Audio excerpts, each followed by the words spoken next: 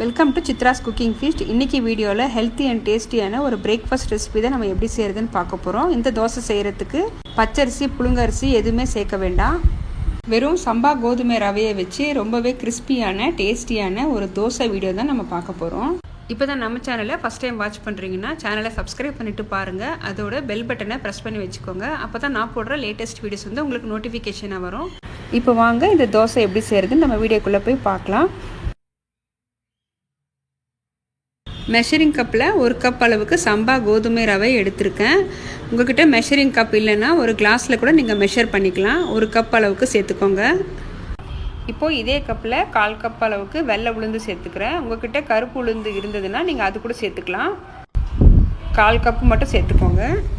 இப்போ இதே கப்பில் 1/2 கப் அளவுக்கு அவல் சேர்த்துக்கிறேன். கெட்டி அவல், பேப்பர் அவல் எது வேணாலும் சேர்த்துக்கலாங்க. 1 டீஸ்பூன் அளவுக்கு வெந்தயம் சேர்த்துக்கிறேன். ஒரு 2 தடவை நல்லா தண்ணி விட்டு வாஷ் பண்ணி எடுத்துக்கலாம். இதே மெஷர்மெண்ட்டில் கம்பு தோசை, ராகி தோசை, சோள தோசை அதுவும் ட்ரை பண்ணலாங்க. இதே மெஷர்மெண்ட்டை நீங்கள் செஞ்சு பாருங்கள். நல்லா வாஷ் பண்ணதுக்கப்புறம் தண்ணி ஊற்றி நம்ம ஒரு 2 மணி நேரம் ஊற வச்சு எடுத்துக்கலாங்க. க்ளோஸ் பண்ணி வச்சுக்கலாம். இப்போ இங்கே பார்த்தீங்கன்னா வெந்தயக்கீரை செடி நான் வீட்டிலேயே வளர்த்தது. ஒரு யூஸ் அண்ட் த்ரோ கப்பில் கொஞ்சமாக மண் சேர்த்துட்டு ஒரு கைப்பிடி அளவுக்கு வெந்தயத்தை போட்டு 1 வாரம் வரைக்கும் இந்த அளவுக்கு வளர்ந்து வந்திருக்கு. நம்ம இந்த வெந்தயக்கீரையை கட் பண்ணி சப்பாத்தி மாவு கூட சேர்த்து பிசைஞ்சிக்கலாம். ரொம்பவே ஹெல்த்தியாக இருக்கும். ஏதாவது கிரேவி செய்யும்போது கூட நம்ம இந்த கீரையை சேர்த்துக்கலாங்க. நல்ல ஒரு ஃப்ளேவராக இருக்கும். நம்ம கடையில் கசூரி மேத்தி வாங்கி சேர்க்குறத விட நம்ம வீட்டிலேயே வளர்த்தது செஞ்சு பாருங்கள். இப்போ 2 மணி நேரம் ஆயிருக்குங்க. நம்ம ஊற வச்சுருந்த கோதுமை ரவை, உளுந்து, அவல் நல்லா ஊறி வந்திருக்கு. இப்போ ஒரு மிக்ஸி ஜாரில் சேர்த்துட்டு ஒரு 2 ட்ரிப்பாக நான் அரைச்சி எடுத்துக்கிறேன். நல்லா நைஸாக அரைச்சி எடுத்துக்கோங்க. இப்போ ஒரு தடவை அரைச்சி எடுத்துக்கிட்டேன். இதே போல் இன்னொரு தடவை நம்ம அரைச்சிக்கலாம். இப்போ 2 ட்ரிப்பாக நான் அரைச்சி எடுத்தாச்சு. இப்போ இந்த திக்னஸ் கரெக்டாக இருக்குது. நான் வந்து நைட்டு ஒரு 8 மணி போல் அரைச்சி வச்சுருக்கேன். இது நல்லா புளிக்கட்டும், நம்ம காலையில் பார்க்கலாம். இப்போ மாவு எந்த அளவுக்கு புளிச்சு வந்திருக்குன்னு பாருங்கள். லைட்டாக ஒரு தடவை கலந்து விட்டுட்டு தண்ணி ஒரு 1/4 டம்ளர் விட்டு லைட்டாக கலந்துக்கலாம். இப்போ குயிக்காக ஒரு வெங்காயம் தக்காளி சட்னி பார்த்துடலாங்க. இப்போது ஒரு பேன் வச்சுருக்கேன். பேன் சூடானதும் 1 டேபிள் ஸ்பூன் அளவுக்கு எண்ணெய் சேர்த்துக்கிறேன். எண்ணெய் காஞ்சதும் 1/2 டீஸ்பூன் அளவுக்கு சீரகம், 1 டீஸ்பூன் அளவுக்கு கடலைப்பருப்பு, உளுத்தம்பருப்பு சேர்த்துக்கலாம். ஒரு கைப்பிடி அளவுக்கு கருவேப்பிலை.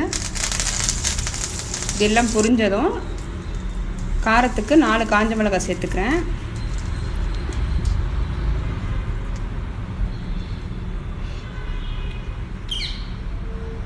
ரெண்டு மீடியம் சைஸ் வெங்காயம் ரஃப்பாக கட் பண்ணி சேர்த்துக்கிறேன். வெங்காயம் கொஞ்சம் கலர் சேஞ்ச் ஆனதும் 2 தக்காளி சேர்த்துக்கலாம். இந்த சட்னிக்கு தேவையான அளவுக்கு உப்பு சேர்த்துக்கிறேன். நல்லா ஒரு தடவை கலந்துட்டு நம்ம மூடி போட்டு ஒரு 5 நிமிஷத்துக்கு வேக வச்சுக்கலாம்.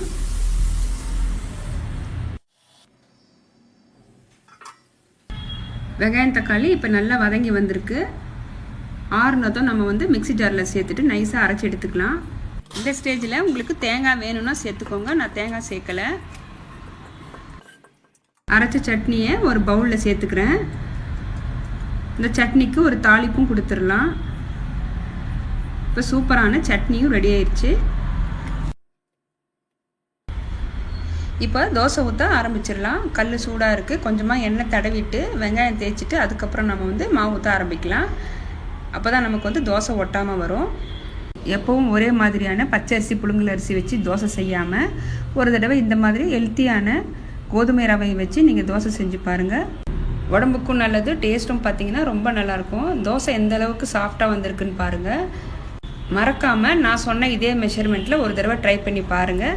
இந்த வீடியோ உங்களுக்கு பிடிச்சிருக்குன்னு நினைக்கிறேன். பிடிச்சிருந்ததுன்னா நம்ம சித்ராஸ் குக்கிங் ஃபீஸ்ட் சேனலை மறக்காமல் சப்ஸ்கிரைப் பண்ணிக்கோங்க. பெல் பட்டனை ப்ரெஸ் பண்ணி வச்சுக்கோங்க.